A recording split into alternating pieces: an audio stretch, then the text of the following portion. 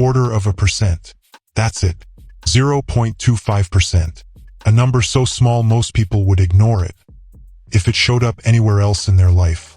But in the financial system, that tiny shift can quietly move trillions of dollars, change who wins and who loses, and rewrite the direction of the entire economy. Right now, interest rates sit behind almost everything. Mortgages, business loans, credit cards, government debt, asset prices. They're not just a number, they're the price of time, the cost of bringing the future into the present. Let's make this concrete. You want to buy a house. The price is $300,000. At a 3% interest rate, your monthly payment might feel manageable. At 6%, that same house suddenly feels expensive. Not because the house changed, but because the cost of borrowing did. That one change does something subtle but powerful. It doesn't just affect your payment. It affects how much you can afford, which means it affects how much you're willing to pay, which means it affects the price of the house itself. Now multiply that across millions of buyers. A small increase in rates doesn't just slow demand. It compresses purchasing power, quietly, systematically, and suddenly the same homes that once attracted multiple buyers sit longer. Prices stall, then drift, then adjust. This is the first layer. Interest rates don't just influence borrowing. They shape prices. But it doesn't stop there, because borrowing isn't just for homes. It's for businesses.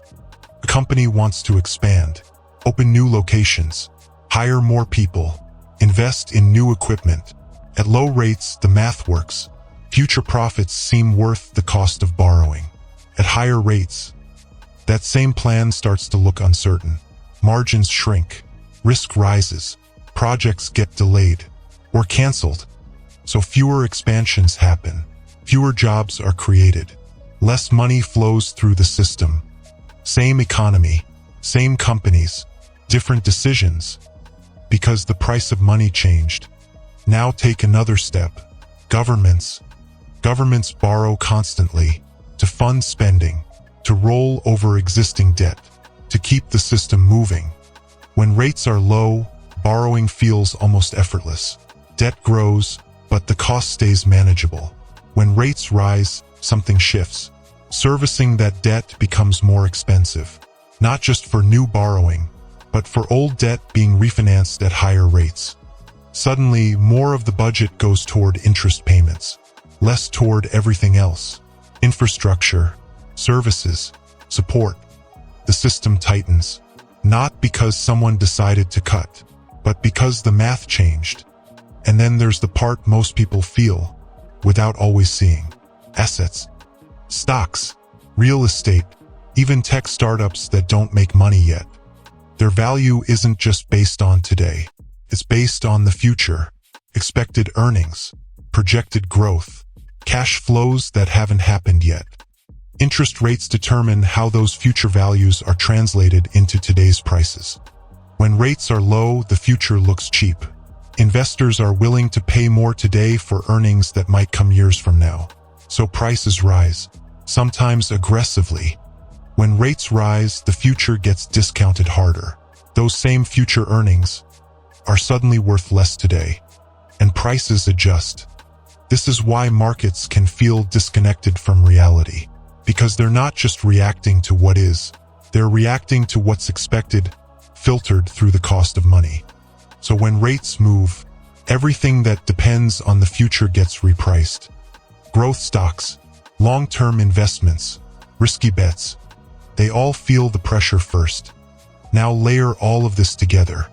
Higher rates mean lower borrowing power for households, less expansion for businesses, higher costs for governments, lower valuations for assets, all from a small change.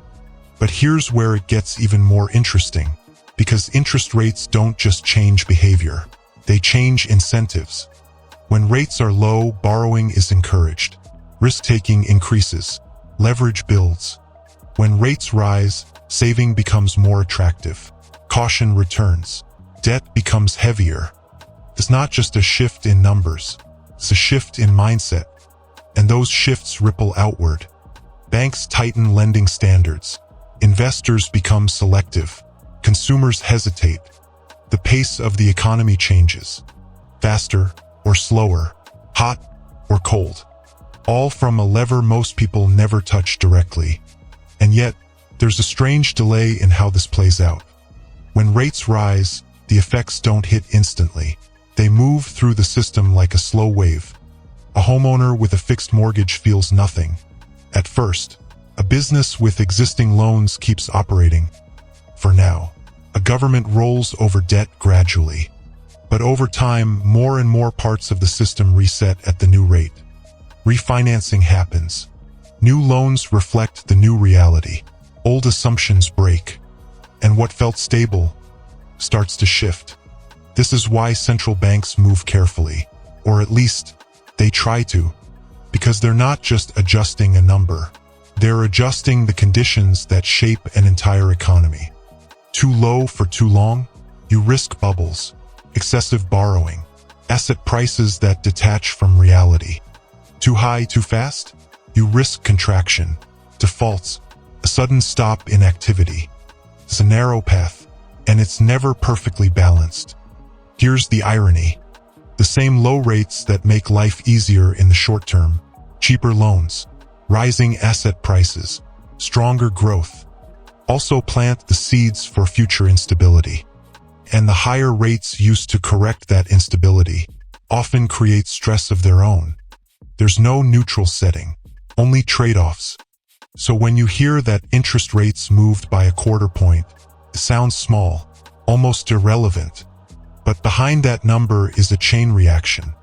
It changes what people can afford, what businesses attempt, what governments prioritize, what investors value.